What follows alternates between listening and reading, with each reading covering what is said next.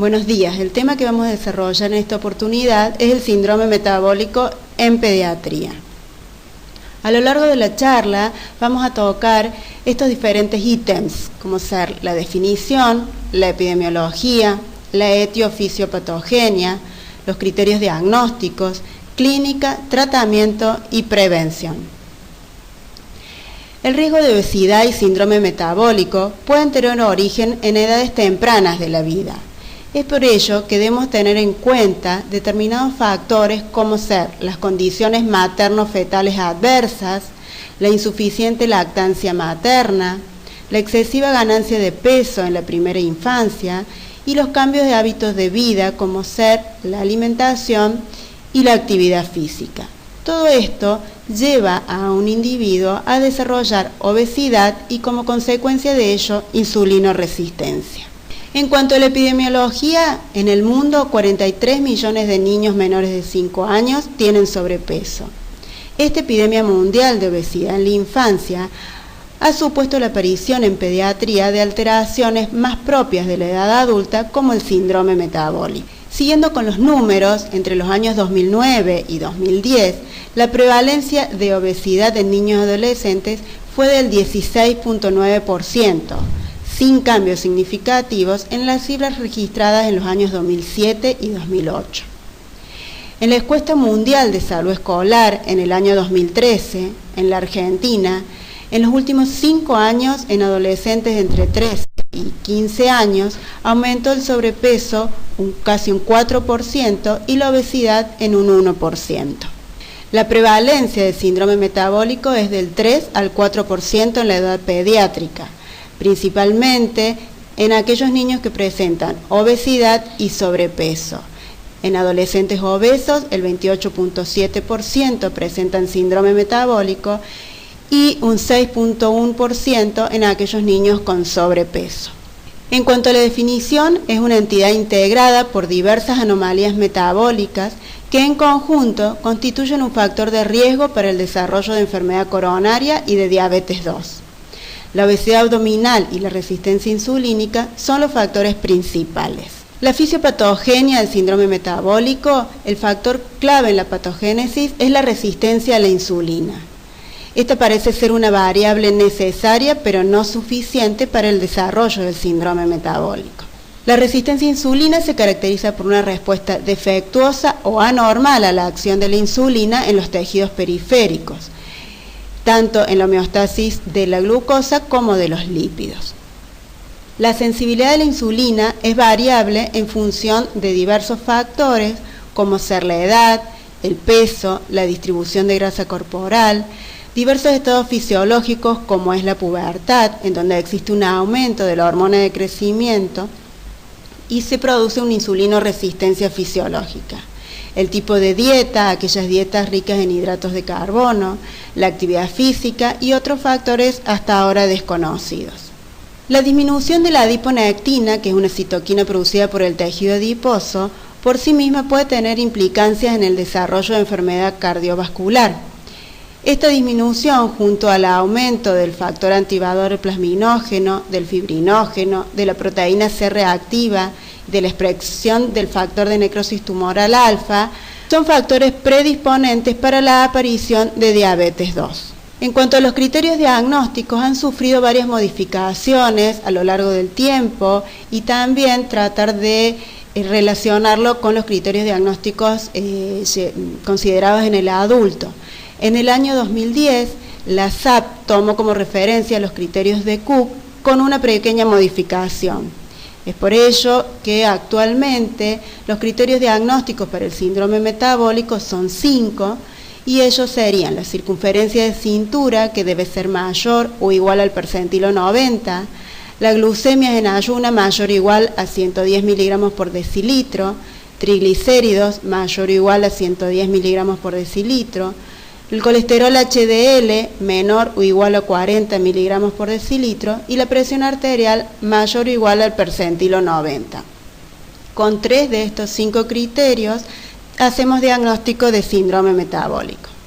En cuanto a la circunferencia de cintura, es un predictor de la distribución central de grasa y se correlaciona con la grasa intraabdominal.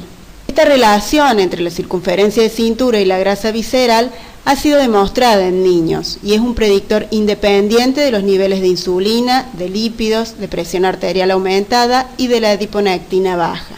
¿Cómo medir la circunferencia de cintura? El Comité Nacional de Nutrición de la SAP sugiere medirla siempre en el mismo sitio para seguir su evolución, registrar el valor y el sitio donde se midió, usar la tabla de referencia correspondiente al sitio de medición y, muy importante, la forma en la cual se mide. El individuo debe estar de pie, con ambos brazos al costado del cuerpo y realizarlo al final de la expiración. Se pide que el individuo realice una inspiración profunda, luego largue todo el aire y en ese punto se determina la circunferencia de cintura. Existen varios puntos donde se puede medirla, pero para el diagnóstico de síndrome metabólico se recomienda medirla sobre el borde superior de la cresta ilíaca y compararla con tablas de referencia de los percentilos de Fernández. En este caso podemos mostrar acá el percentilo 90, tanto en varones como en mujeres. Más allá de este percentilo sería uno de los criterios principales del diagnóstico de síndrome metabólico. Existen otros puntos donde podemos tomar la circunferencia de cintura, como ser el punto medio entre la décima costilla y la cresta ilíaca, a nivel del ombligo, o la cintura mínima. Como muestra esta diapositiva, es importante el rigor en cual se mide la circunferencia para evitar determinaciones erróneas. Se puede considerar también la relación entre cintura y talla, siendo patológica si ésta supera los 0,5. Esta medición tiene el beneficio de no depender ni del sexo ni de la edad para su valoración. En cuanto a la historia clínica, debemos considerar la historia familiar, teniendo en cuenta la obesidad, diabetes 2, la presencia de dislipemia, hipertensión, enfermedad cardiovascular prematura o eventos vasculares cerebrales. En cuanto a la historia personal, determinar el peso alto o bajo de nacimiento, el ritmo de ganancia ponderal, los hábitos alimenticios, de actividad física y de sedentarismo. Es muy importante determinar la cantidad de horas frente a pantalla que tienen los niños, tanto ser celulares, computadoras, etc.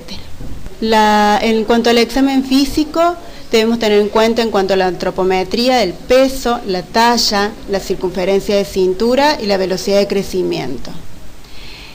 Con esto podemos determinar el cálculo del índice de masa corporal a través de la fórmula matemática de peso sobre talla al cuadrado.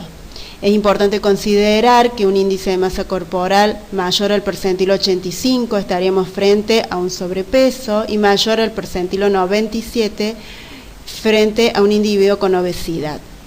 Es importante también no esperar el alcance de estos percentilos, sino ir evaluando anualmente el aumento del índice de masa corporal.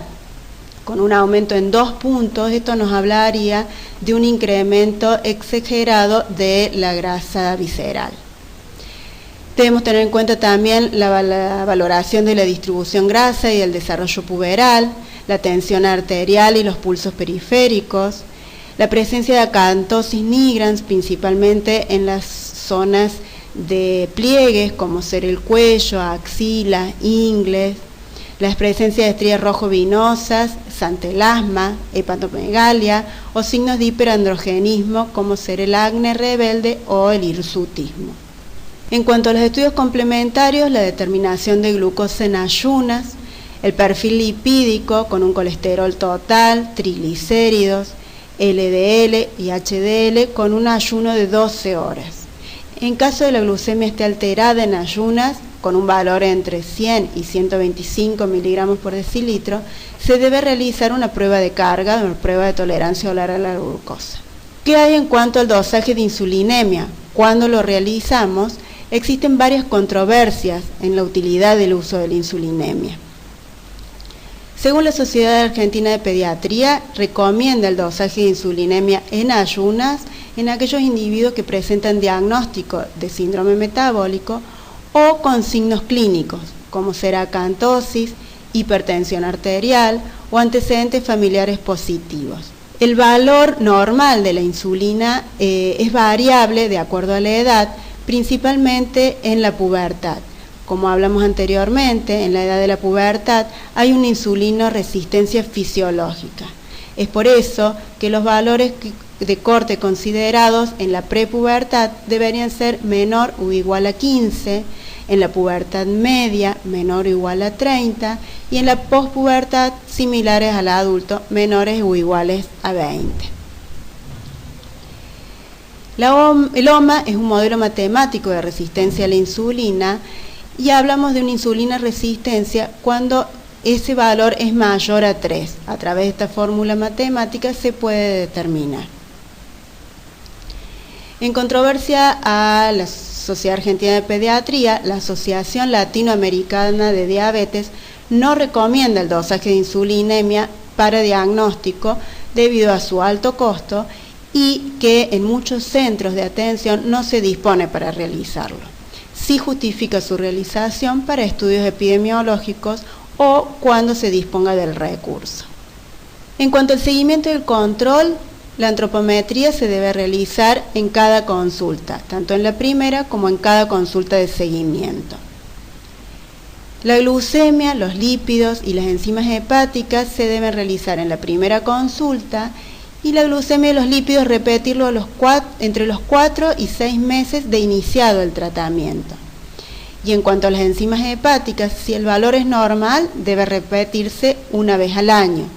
Si este duplica el valor normal, debe repetirse cada 6 meses conjunto a una ecografía para determinar la esteatosis hepática.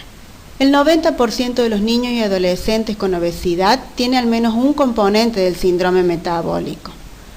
Es por ello que todos los niños, aunque no reúnan todos los criterios de síndrome metabólico, requieren de un seguimiento y una intervención terapéutica tempranas para adquirir y favorecer los hábitos saludables. ¿Debe tratarse el síndrome metabólico? Realmente sí. Existen dos tipos de tratamientos, el tratamiento no farmacológico y farmacológico. En cuanto al tratamiento farmacológico, es el único que ha demostrado ser eficaz para controlar la mayoría de los componentes del síndrome metabólico, tanto la glucemia como la tensión arterial, los lípidos, la resistencia a la insulina. La sola reducción del 5 al 10% del peso puede lograr cambios significativos. En controversia a esto, no existen estudios que hayan demostrado que dar tratamiento a los niños y adolescentes con síndrome metabólico retrase o prevenga la aparición de diabetes 2 o enfermedad cardiovascular. Este sería el tratamiento no farmacológico que estamos en presencia al plato de alimentación saludable que ha reemplazado la antigua pirámide nutricional, en donde vemos que el agua es el componente central del mismo. La mayor cantidad de porción del plato se la llevan las frutas y las verduras y en menor porcentaje las legumbres, los cereales, los hidratos de carbono complejos, le siguen los lácteos, las proteínas y en una pequeña cantidad los dulces o hidratos de carbono simples. En este plato se ha incorporado el menor consumo de sal y el aumento de la actividad física. Se recomienda al menos realizar actividad física o movimiento 30 minutos por día. En cuanto al tratamiento farmacológico, ¿en quiénes se indica? Se debe iniciar en todo paciente con diagnóstico de síndrome metabólico que con las medidas de modificación de hábitos de vida, o sea, con el tratamiento no farmacológico, no se haya alcanzado las metas de un buen control. ¿Y en quién realizarlo al momento del diagnóstico? En aquellos individuos en que nos permita anticipar o prever que no alcanzará las metas de un buen control con la modificación de hábitos de vida o que tiene un riesgo cardiovascular muy alto. Los medicamentos aprobados por la FDA en adolescentes son estos: el Orlistat en mayores de 12 años, la metformina en caso de esteatohepatitis, síndrome de ovario poliquístico o diabetes 2 en mayores de 10 años, Los priles, el captopril o enalapril, en cuanto la tensión arterial persiste elevada pese a realizar la actividad física, y las resinas de intercambio iónico en caso de colesterol total o LDL elevadas. En cuanto a las medidas preventivas, que es lo que deberíamos apuntar para evitar la obesidad y su consecuencia, que es el síndrome metabólico, debemos promover y estimular la lactancia materna exclusiva, evitar la introducción temprana de semisólidos antes de los 6 meses de edad, respetar el ciclo de hambre y saciedad del niño, limitar el consumo de sal o productos de alto contenido de sodio, cuidar la calidad nutricional de la alimentación diaria, crear buenos alimentos alimenticios, enfatizar la importancia del desayuno completo e incentivar la realización de actividad física como parte integral del cuidado de la salud. Como vemos, debemos comenzar con una educación temprana acerca de los hábitos, de los buenos hábitos de vida. Como para ir finalizando, la parte más compleja de la prevención de la obesidad radica en motivar a las familias a cambiar conductas y hábitos en este ambiente que hoy tenemos como definido como obesógeno, que promueve una menor actividad física y una mayor ingesta energética. Muchas gracias por su atención.